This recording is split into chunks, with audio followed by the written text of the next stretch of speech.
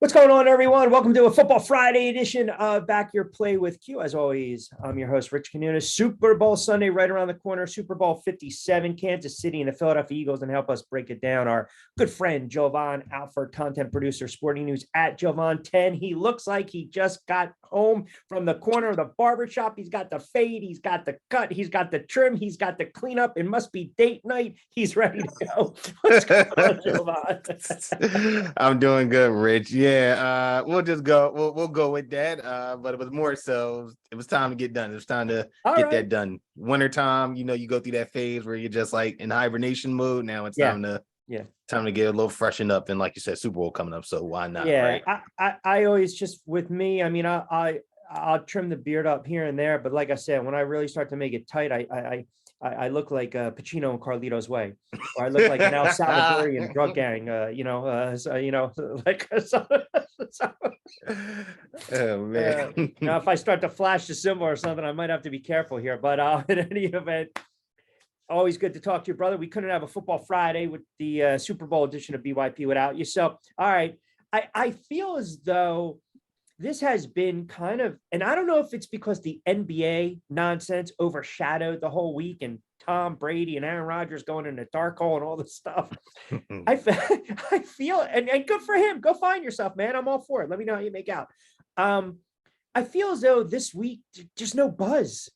Mm-hmm. Maybe, I mean, obviously I'm not an Eagles fan, but just for the game itself, I get the sense there's just no buzz. You know who's done the most talking this week? The friggin' 49ers players. Yeah, they've been the ones making the most noise. I swear, I think there's like a new headline from them like every day. It seems like, right?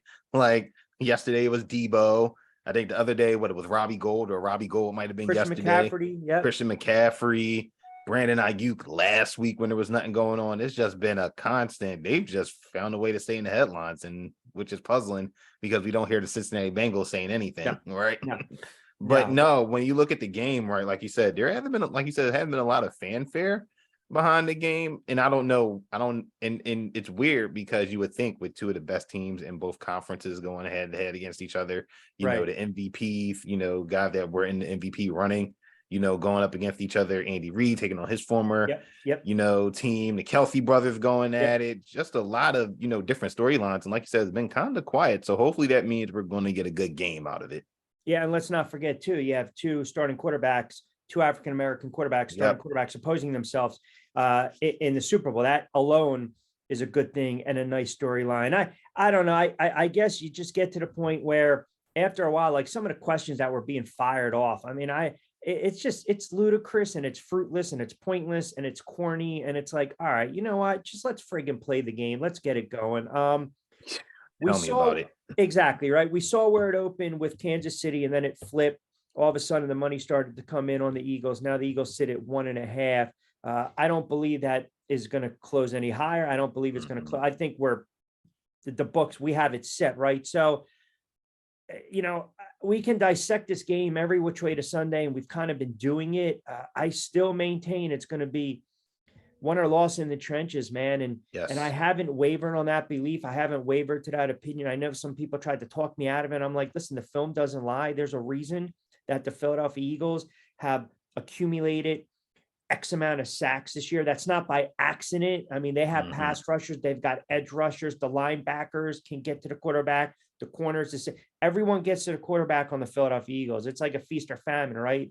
Instead of you want a car, you want a car, you want a sack, you want a sack, you want a sack. So I still maintain that this game will be won and lost in the trenches. And for that, I give the edge to Philly. No, you're definitely right. Game is definitely going to be won in the trenches on both sides, right? Like you said, the Eagles defensive line. And I think what people, fail to also forget about this Eagles defensive line, they have depth, right? You're starting off with Hassan Reddick at the edge with, Fletcher Cox in the middle and Javon Hargrave. But then you also got Robert Quinn. You also have Brandon Graham. You have Linval Joseph. You have Ndamukong Suh. You have Jordan Davis as well, who, and probably get some time. And Milton Williams, right? Can't forget about him as well. So you have that depth where I don't know KC necessarily has that depth. Like they do have some outstanding guys on that defensive line, right? We're talking Frank Clark. We're talking, Chris Jones, both guys that can disrupt the game easily. We're talking the rookie Karfalitis, out of Purdue, another guy that really made noise in that second half of the season, like started to really get pressures and, get pickups. But that Eagles defensive line, when you have the type of depth, you can wear down on teams because now you're just rolling out fresh guys after fresh guys after fresh guys. And before you know it, the Chiefs, you're like, all right, we got to go again. Is Ndamukong Suh this time? But, oh, wait, now he's paired with a different defensive tackle and it's not the same rotation. So definitely he's going to be running the trenches. And I think, that's going to be a test for the Chiefs offensive line because even though they said Mahomes, everybody, they're saying all the right things, right, about his high ankle sprain. Yep. We don't know, right, because he's played back-to-back weeks on it. Like, correct. He's had a week off, but he still played back-to-back weeks on it. And then for the same thing for the Eagles offensive line, they've been one of the best, Lane Johnson playing through the adductor injury on that edge. There's going to be a lot of pressure on him on that island the same way with Mulata, but if they can hold up and the Eagles can control the line of scrimmage, not only through their pass blocking, but also running the football, it'll go a long way in this game too. Yeah, no doubt. Those are good points you bring up. A couple schools of thought, right? When you think about Kansas City and what they do very well offensively and what Patrick Holmes, what makes him an MVP so special, is that he can improvise, he can extend the play. But that's also a bugaboo at times because we call that hero ball, right? Where you want to do a little too much. Now they're compromised at the wideout position. That's why I think Pacheco is going to play a big hand in this one, right? You start to look at some of these player props as well, which we'll get into in a moment. I think he's got to get his 8 to 15 type of touches, 12 to 15 type of touches. But I also believe that they start to double Kelsey and all of a sudden you've got that mismatch and the C's kind of part. I can also see a scenario where Patrick Mahomes, 2nd and 6, 3rd and 6, that's when he takes off running. So I still believe, even though he's compromised, Jovan, his legs are going to have an impact in this game no matter what. It's just the Eagles defensively need to limit those big plays, whether it's the arm, whether it's the legs, and really whether it's Kelsey over the middle or Pacheco, tackling's got to be clean. Field position's a key. When you look at this game and you look at Andy Reid and then you look at Nick Sirianni, Andy Reid's been there before. And I don't think it's in the back of Andy Reid's mind where, man, I would love to beat this franchise. I'm sure it is, but come Sunday when they kick off, it's all about that moment in the game. But you have to give the edge to Andy Reid because he's been there before. You have to give the edge to Patrick Mahomes because he's been there before. How much would that weigh or sway into someone's decision-making if they were thinking about betting this game? Oh, I think it weighs a ton in, right? Because even when we can't say last year's Super Bowl because both of those teams first time in it, and they didn't have a lot of players Rams second time. So probably a lot of people thought like McVay, even though it's a different quarterback, exactly, we like this situation in. And then, like you said, same thing here with Reid and Mahomes. Bieniemy, same coaching staff, really, a lot of the same players from the previous 2 times that they've been there. So I think for a lot of people, they do feel comfort in that. And then the Patrick Mahomes effect, right? Like a lot of people don't want to bet against Patrick Mahomes, right? Even in the situation of him winning MVP and just knowing the record behind that, right?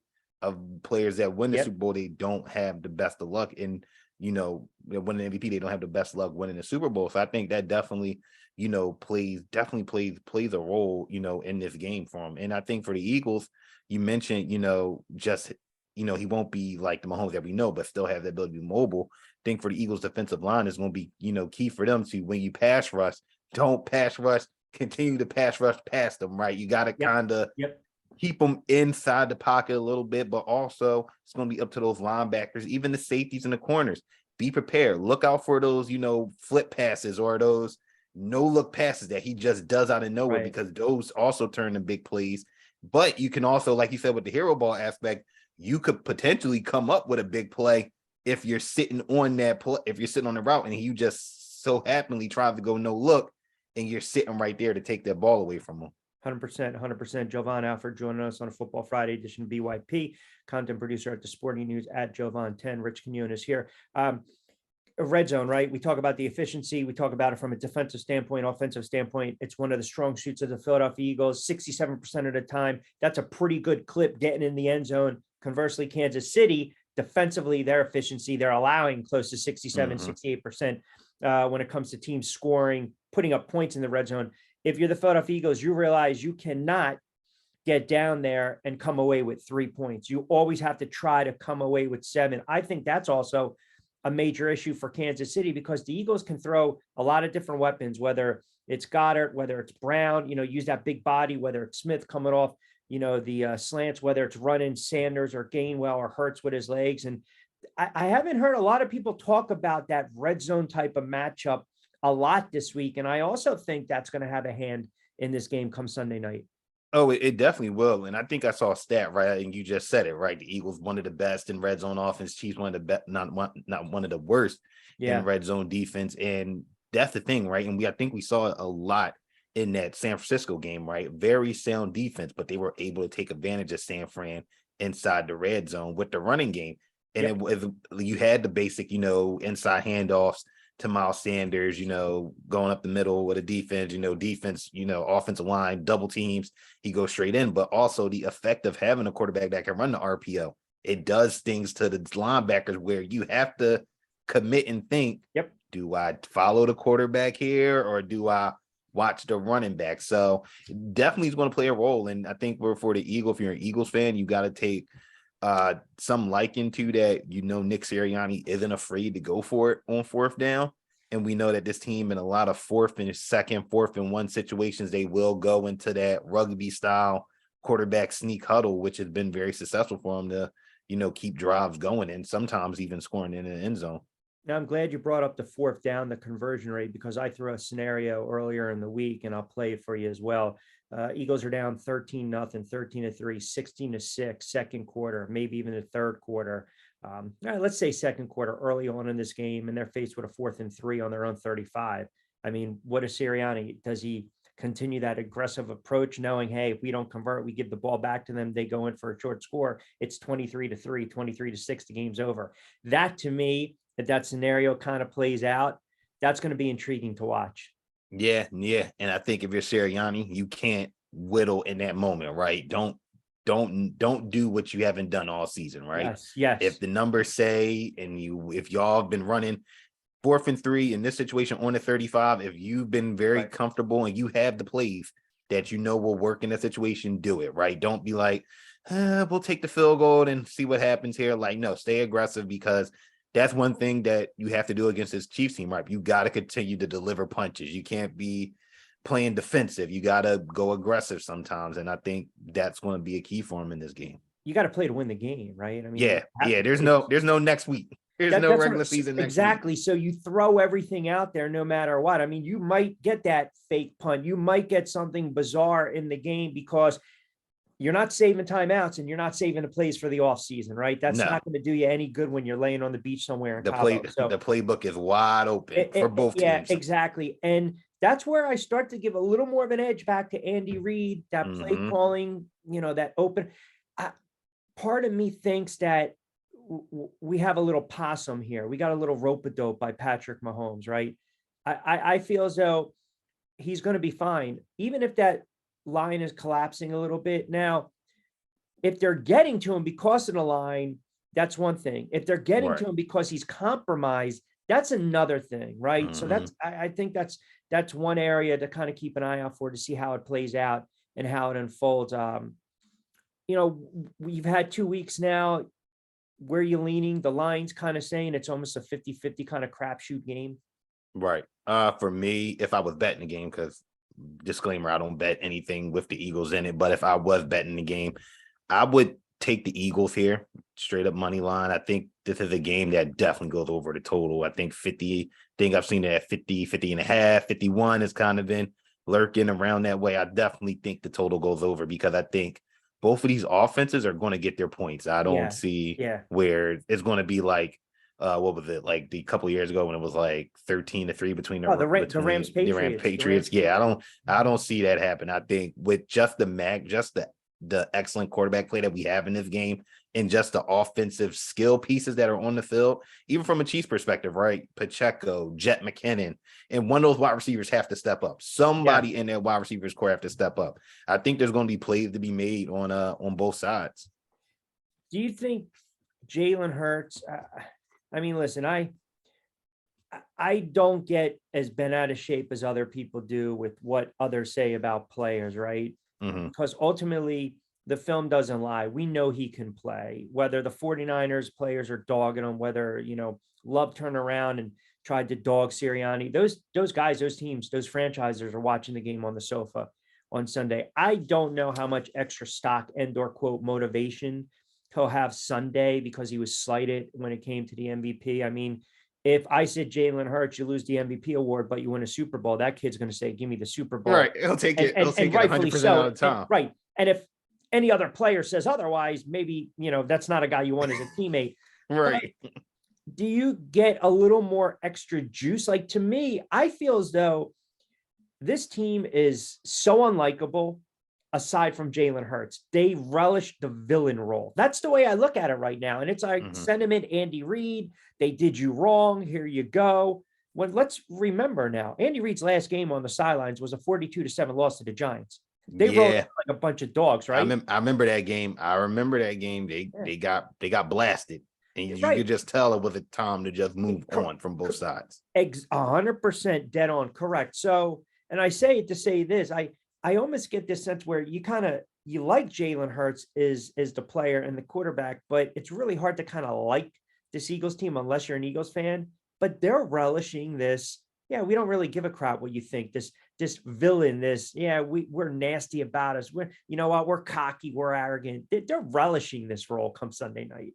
Oh yeah, definitely they're relishing it, and they relish, playing physical style football, right? They relish, getting physical on the defensive line, getting pressure. That offensive line, they love running the football, right? You got to be physical and punch teams in the mouth. And I think also what kind of turns them into like this villain role is, I think, the disrespect that they might get from their peers, right? When they see, other teams saying, well, if we had Brock Purdy, be a whole different thing, or billboard. Yep. Right. Or your quarterback, if you got to make them play quarterback is a whole different thing. Like, I think they take that to heart, or they see guys not get nominated for certain awards, right? You don't see Hassan Reddick in, Defensive Player of the Year, or Hurts, kind of losing a landslide to MVP. Like, Hurts might not feel the type of way, but them players, they feel a certain type of way. But I also think they carry themselves, like you said, with that type of villain attitude, that cockiness, but also a confidence. And I think that emanates not only from the head coach, but from the quarterback, right? I think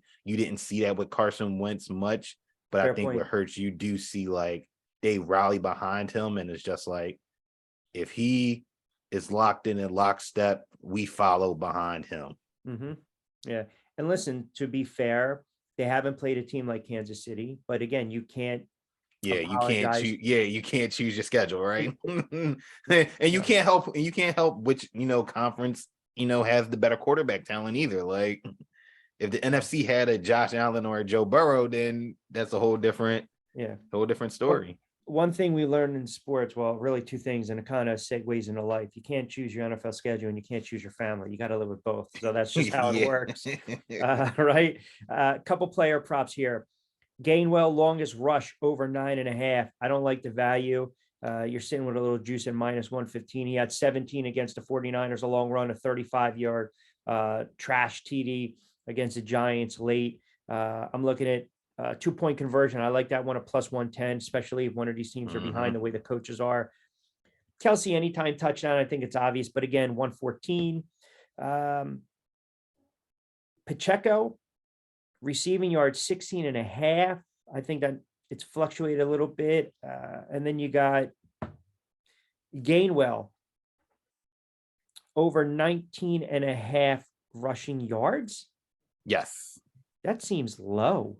Yeah. And I think it's probably low because of the Miles Sanders, Jalen Hurts, and just their action in the backfield. But we've seen Gainwell really become a factor, really, ever since that last Giants game in the regular season. Like, he's trying to be integrated more into the offense and starting to have a bigger role. So in that line I think it initially started at 16.5, I want to say. So it's like slowly starting to tick up. I don't think he'll get to 20, but 19, he doesn't need that many carries to get that, especially if the Eagles offensive line is able to get to the second level on a couple of those inside zone runs where he can just which the Eagles, I think, do as good of a job as some teams in the NFL, where they take air out the ball, but they're not like taking the air out the ball to just run the clock. Like, they're running the football with a purpose to try to score. Do you have 2 or 3 player props that stand out? For me, I think AJ Brown anytime touchdown stands out to me. I feel like he hasn't had a big postseason. No, Him and Hurts kind of missed on a couple of deep balls, but I feel like with a week off to kind of heal and kind of rest and get things straightened out, I think he's gonna have a good game against this Chiefs defense who they're liable to give up, touchdowns. They've given up in the regular season. I think they gave up like 20 touchdowns to wide very receivers. susceptible to the big Yeah, play. second most with the Titans, which is not where you want to be mentioned at in terms of secondary and the Titans. And if he'll have the matchup, right? Either going to be L'Jarius Sneed, who's given up at least 5 or 4 or 5, or they have rookie corners, right? We're talking Joshua Williams, we're talking Brian Cook, we're talking Jalen Watson. That's a lot of youth in that secondary outside of Thornhill and Justin Reed. So I think AJ Brown, anytime touchdown, was the one that stands out to me. I do like Pacheco. I think over 46.5 rushing yards is another good one to jump on just because if the Chiefs are going to want to win this game, they're going to have to slow down this pass rush. And the best way to do that is to get that run game going. And he's been the best running back they've had in the last few years. And that's like no disrespect to Clyde Edwards-Helaire, but he's just a different type of runner, a different type of, toughness, physicality, explosiveness when he runs. And I think, he's going to get his yards because this Eagles defense, even though they improved in the second half and was able to get some better players and reinforcement defensive line, they did give us some yards, 84 to Christian McCaffrey, 61 to Saquon. Pacheco can definitely get this number. So I like that one. And I'll look at Dallas Goedert over receiving yards. I think 49.5. I think I saw it at 49.5. That's kind of risen up a little bit from like 46 to 49. More so, again, this is more so if the Chiefs try to take away either Smith or Brown, because it's usually somehow that always happens every time the Eagles play. Somebody is like, they'll take away one wide receiver, then the other one is open. So, but I think Goddard, especially, if the Chiefs are bringing the blitz, quick passes, working them out in the flat or across the middle of the field, I think you can take advantage of that. And I'll even look at an anytime touchdown for him too, because this Chiefs defense has they gave up 9 touchdowns in regular season tight end. So very susceptible to tight ends. So I think those are the 3 that I'm looking for in this game, AJ Brown, Goddard, and, Pacheco, because I think he's going to have a big game because like we said before, who can we trust in that receiving core to step up for Mahomes? Kadarius Toney, anytime touchdown or MVP, it's at plus 15,000. Watch you go off for like 7 catches, $154 and 2 touchdowns. And I throw up in my mouth. So the confidence level. I was about to say, how would Giants fans feel about that? Like, how do Giants fans feel about this? Like this newfound, like Kadarius Toney is like here. He's a fraud. I mean, it's living up to his expectations. He didn't want to play with the Giants. He's a fraud, and he wasn't the best locker room teammate. And it is what it is, man. I can't begrudge the kid. You're in the Super Bowl. Go out, go enjoy it and win it. Make a play, because you couldn't do it when you were with the Giants. Couldn't stay on the field, right? It wasn't his leg or his hamstring. It was this. No, you're right, because we saw guys like Richie James and Isaiah Hodgins make the most of their opportunities. And those are the guys you want. All right, so the confidence level, inflate it up or deflate it with the Eagles. Where are we going here?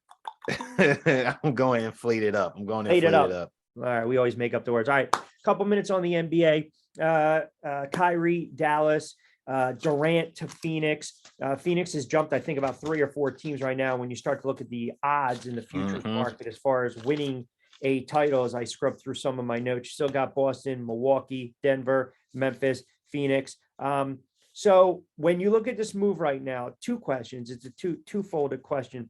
Do you think we're kind of at the end of an era when it comes to, quote, the big 3? We're not going to see it anymore because these 3 knuckleheads were the 3 Stooges. They played 16 games together and they couldn't make it work. So that's my first one.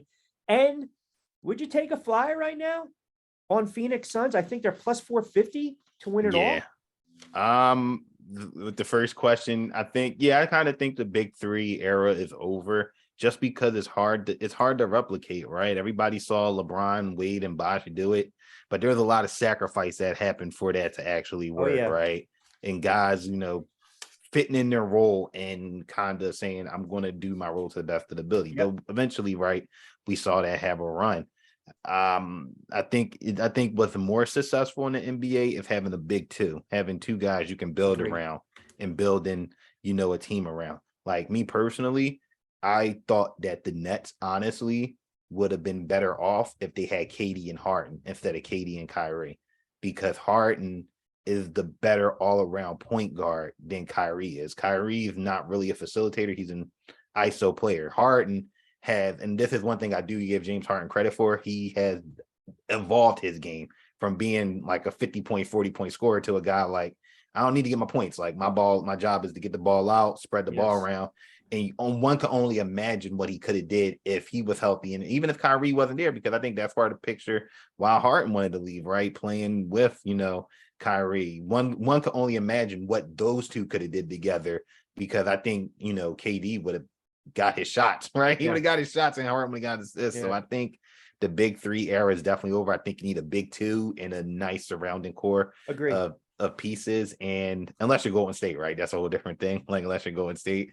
And when we're talking about the Suns, I know the market like quickly reacted and everybody, they shot up to number 2 in a lot of books, behind the Boston Celtics and NBA odds, even over the Nuggets. I'm not sold on the Suns just because they gave up too much to get Durant, right? While Durant's cool and Durant, Ayton, Booker, Paul is nice on paper, but can we depend on those guys to be healthy? I don't think you can. And also you gave up a lot of depth in Mikal Bridges and Cam Johnson, who I don't think a lot of people realize just how good those guys are and how well they fit their team. And even Bridges, how he was really coming into his own this season. Like there was a stretch before he got traded where he was scoring like 20 a night. And he's a guy where you can say he's going to score 15, 20 a night, but he's also going to play defense and try to lock down the best team scorer. And that's why I think they're going to miss him the most defensively, because you're not asking Devin Booker to score, play defense. You're not asking Kevin Durant to play defense either. Correct. And, it's going to take 15, 20 games for these guys to get acclimated. And that's hard because you saw what happened with the Sixers with Harden. It was hard to bring that all together. Yeah. And it's not like they're top spot right now in the Western Conference. Now, I'm telling you why also the betting public, you start to put some more money on Phoenix and the recency bias because of this move, because Golden State is without Curry as well. So you almost eliminate them for a little bit. And maybe they're playing a ton of catch up and they're already 10, 12, 11 games out. And then lastly, all right, LeBron James, before I let you out of here, LeBron James passes Kareem. And I said it in tongue in cheek, if a tree falls in the woods and no one's around to hear it, doesn't make a noise, right? And it's almost because I respect LeBron's game, man, but just because you're the all-time hits leader, does that mean you're the greatest baseball player of all time? Like to me, LeBron James is not even the greatest Laker. No. So all of a sudden he passes Kareem and no one wants to talk about, hey, what about the advent of the 3-point shot, which has helped over the last 15, 20 plus years in the NBA, the way scoring is right now. Kareem was not going to sit there at the top of the key like Embiid. He just wasn't. So I give credit where credit is due. LeBron is a brilliant player, man. He's, 1A, 1B, whatever, Mount Rushmore. But for me to sit here and say, because you break this hollowed record, I can't say you're the greatest of all time. That is just me. And I know opinions vary and I appreciate and respect all opinions. What side of the fence you lie in this one? I'm in the same boat as you. I can't put him at the greatest of all time because I feel like there's a lot of different things that go into saying he's greatest of all time, right? Like you said, just because, you become the NBA all-time leader, that's great, right? That's tremendous. It just shows, how he's been able to play at a high level, even at age 38, and the longevity, like he hasn't really had serious injuries and he's still been able to compete. However, at the same time, he's went to a number of finals and he's lost a considerable amount of finals. And I know a lot of people will say, well, you can't hold that against him because look how many finals he went to. Yeah, you can't, but it's not like he just went against run-of-the-mill teams over that run where he was losing. He went against another dynasty that people don't like to recognize and another player who's people probably don't want to put him in this category, but if Steph Curry was to win one more ring over LeBron, there would have to be a conversation. Yeah, and you can make the case too. The one year he basically took Drek into the NBA. I mean, Zhao and who was the 1-point guard? Booby Miles. Maybe I'm thinking. That was in Friday Night Lights. Damon Jones, Eric Snow, Drew I called him Booby Miles. The first time he went, Booby Gibson, Booby Miles. Right church, wrong pew. exactly. But like you said, that was early in his career. So you give him like if anything, you're like, wow, like at his age, he got this team to the finals. Like that's Yeah. impressive.